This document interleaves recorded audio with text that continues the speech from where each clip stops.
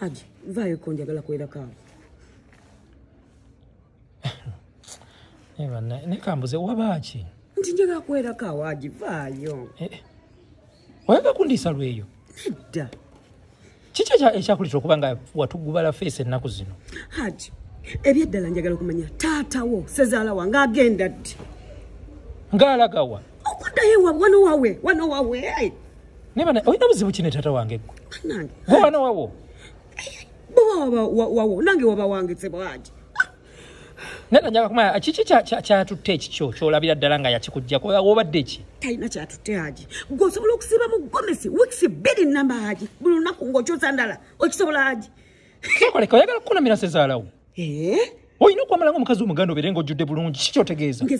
Ngezezaako nkoye. Nsuubira nti anaasibula anaawona atambula agende. Buli muntu nandaba nga Haji abantu bakuno bonna buli we ndaba nesibe babamanyi nnina omukolo babamanyi ndi mugole babamanyi ngendo kubabuuza oba ndi metroni kume mpangisa Gomesi ennungi muwese ekitiibwa neme kwambala bugomesi Haji nkoye. Sabti kisitegeera gw'oyagala kusibanga mu nkunamyozo wano nga sezaalawo waali. Haji agenda ddi njagala omanye nti zino Gomesi sizijja mu kesi yange mpangisa nzijja ku Style Nation Bridal Boutique abapangisa abayambaza abagole ba metroni ababuuza balina zigawunzi ez'enjawulo maama njagala omanye nti nteekayo ssente Haji sizaabwerere zino olaba Gomesi za class zensiibamu Haji nkikoye nange. Neno Nakuba wetumiikiza naye era bw'okyogeredde sezaalawo abadde agenda leero kubanga kati yentebe of course tesobola kumala. Agenda leero? Ndowooza naye yakirowoozeza n'agakampiire mukamwana yeetaayeeko naye ave mu Magomesi. Ng'omanye ensonga emutwala? Ekimutwala ki? Yawonye yateredde. Anti yentebe tebamala bombi nazaalawo ali mu kujja kati mba njagala onaaveewo oli ajje. Wanje Haji? Ali mu kujja agenda malawo omwezi.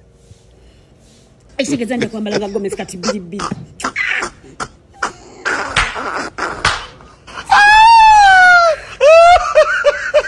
Tova ku video gwe. Nkugambye tova ku video eno. Pozo ina kyonnoonyaako. Wagizanyi. Kamera gitunuze wali wamu. Wetoloza bulungi. Kyusa. Tunuza wano. Tunuze manga. Wetegereze. Bulijjo mwe muŋŋamba nti mwagala ettaka eriri ku kibuga lirino tulituuseko ya Tabula Property Services Nansana estate mpya mukwana esangibwa wa Wakiso Gombe jangu wetwalire poloti ensava eno $445 masanyaze gago amazzi gagali yangu wetwalire poloti mwana gwe tosaaga.